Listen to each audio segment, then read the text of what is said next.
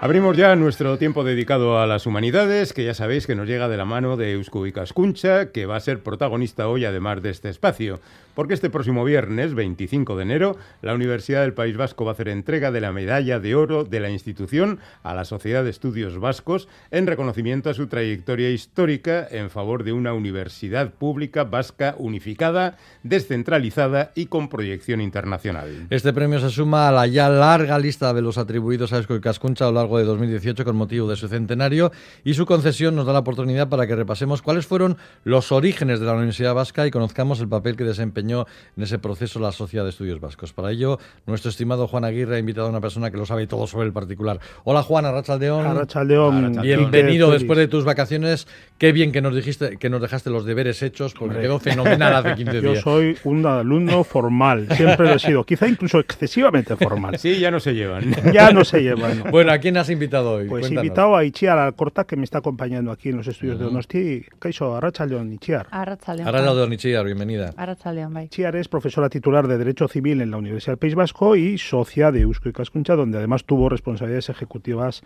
a comienzos del presente siglo. Itziar es la autora del capítulo relativo al tema que vamos a hablar, al tema de la Universidad Vasca, en el libro, un libro del que también ya hemos comentado aquí en espacios anteriores, que se ha publicado con motivo del centenario de Eusko Ikaskuntza, que se titula Euskaldun Mendea, el siglo vasco 1918-2018, 100 años de Eusko Ikaskuntza, libro que precisamente se presentó ayer mismo en Donosti.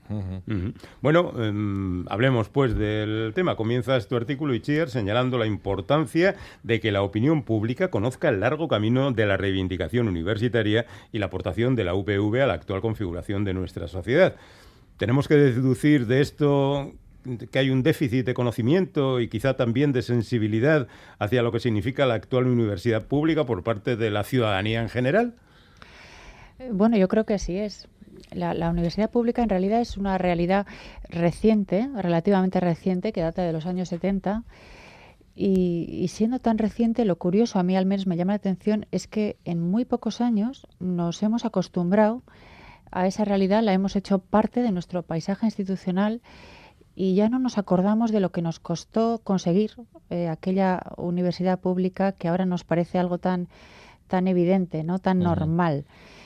Y fue realmente consecución muy reciente, como digo, y a fuerza de una reivindicación secular, ¿no? Es posible que este déficit de conocimiento esté detrás de la no suficiente, en mi opinión, reconocimiento social de nuestra universidad pública. Por ejemplo, mis alumnos jóvenes no saben, a diferencia de los que estudiaron la posguerra, que todavía tenían que ir a Valladolid o a Salamanca o a Zaragoza a estudiar, pues no saben lo que costó conseguir la universidad pública, ¿verdad? Desconocen las dificultades que tuvieron los vascos para estudiar durante muchísimo tiempo, ¿no?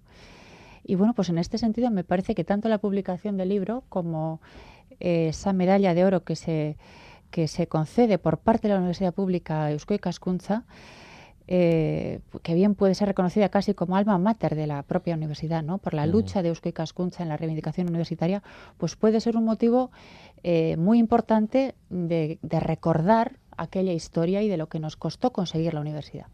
Y pongámonos, Itziar, en 1918, hace 100 años, cuando nace Eusko Ikaskuntza, en gran parte, si no del todo, pero sí en gran parte, a causa de la ausencia de una universidad pública vasca. Y de hecho, pues a su nacimiento se articuló como una especie de ensayo general de esa universidad, ¿verdad? Con sus secciones a la manera de facultades, etcétera. Entonces, lo que yo te pediría es que nos ayudes a entender cómo fue posible que hace un siglo la Vasconia peninsular fuera la única región de todo el Estado que carecía de un centro superior de formación de titularidad pública, lo cual provocaba, claro está, un éxodo de estudiantes masivo desde Euskadi y Navarra hacia las universidades nacionales y también internacionales. En tu libro hablas incluso, y ayer lo comentabas en la presentación, de casi de la mayor diáspora estudiantil de España. ¿Cómo se explica esto que con los ojos, desde la perspectiva de hoy, parece algo bastante escandaloso? Así es. Michelena decía que el nacimiento de nuestra universidad, se refería a la UPV, a la Universidad Pública, se produjo, decía él, tras una noche demasiado larga, ¿no? Haciendo alusión al tiempo que tuvo que pasar hasta la creación de la Universidad del País Vasco en los años 70, como digo, del siglo pasado, ¿no? Ese vacío en materia de educación superior supuso, y lo decía él, una pérdida de capacidades muy importante. Él en un momento dado, en una entrevista que le hacen en los años 70, habla de drenaje, ¿no? Habla de drenaje de cerebros que empujan de la periferia al centro a muchos vascos que se convierten en élites funcionariales al servicio de la corte castellana, de la corte castellana o de la corte francesa en su caso, ¿verdad? Y esto que ocurre en el País Vasco y que ocurre en Navarra, pues sucede durante la friolera de casi 800 años, desde que surge la universidad en Europa. Los vascos hemos tenido que ir a estudiar fuera, ¿no?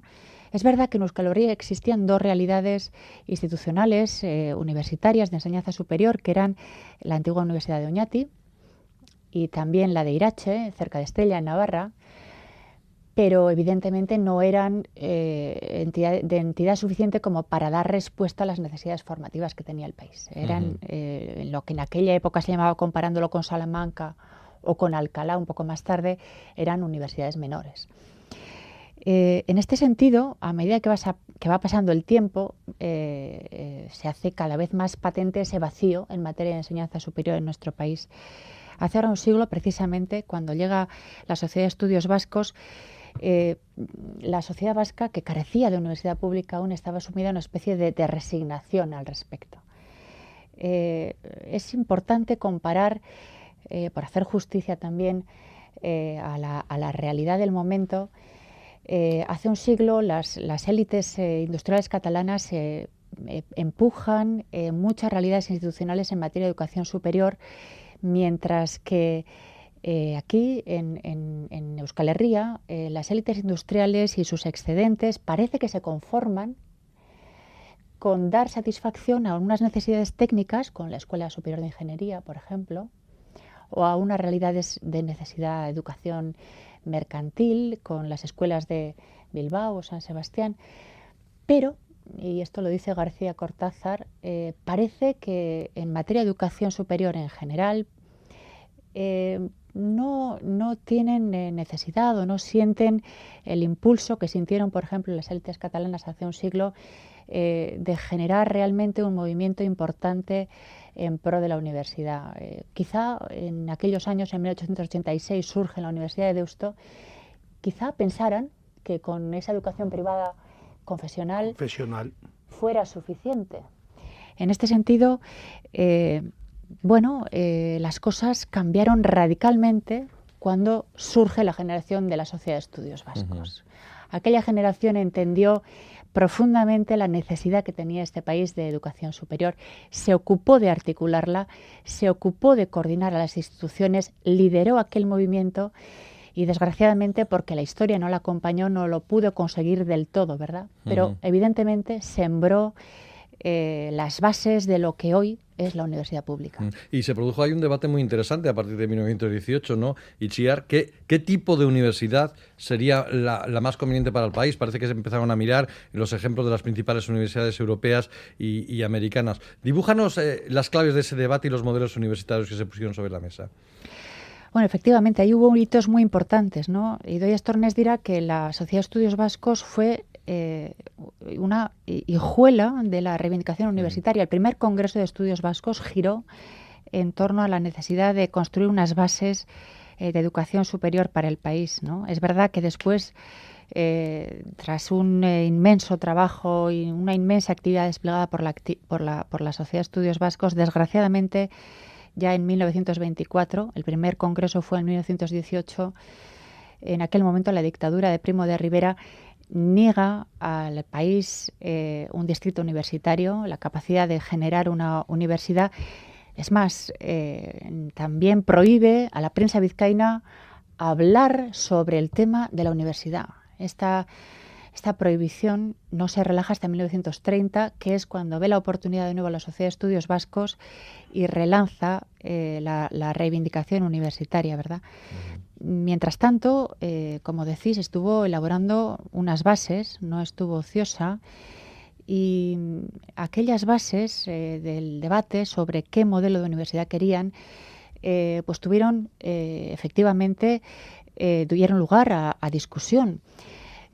Había un tema que no se discutía y que hoy nos puede llamar la atención. Y es que Eusko Ikaskuntza, heredera de una reivindicación anterior de la Diputación de Navarra en 1866, que pedía una universidad para el conjunto de Euskal Herria, de las 4 provincias, pues tampoco Eusko Ikaskuntza, heredera, como digo, de aquella reivindicación, tuvo dudas a la hora de plantear una universidad para los 4 territorios. Era una universidad tetraprovincial. En cambio, tuvo más dudas a la hora de decidirse por una universidad más oficial, sometida a las certificaciones de los grados y de la colación de grados del Estado, o una universidad más libre, más liberal. Había los que se inclinaban por una opción o por otra, y finalmente Ángel de Apraiz, desde su pragmatismo y desde su inteligencia política, consiguió aunar voluntades y que se aprobaran unos estatutos flexibles que permitieran que fueran reconocidos por el Estado y al mismo tiempo tuvieran cierto margen de maniobra a la hora de establecer titulaciones y planes de estudio, ¿verdad? Curiosamente, también, y desde la perspectiva temporal nos puede llamar la atención, Apraiz no se metió con el tema de si la universidad debía ser laica o debía ser confesional.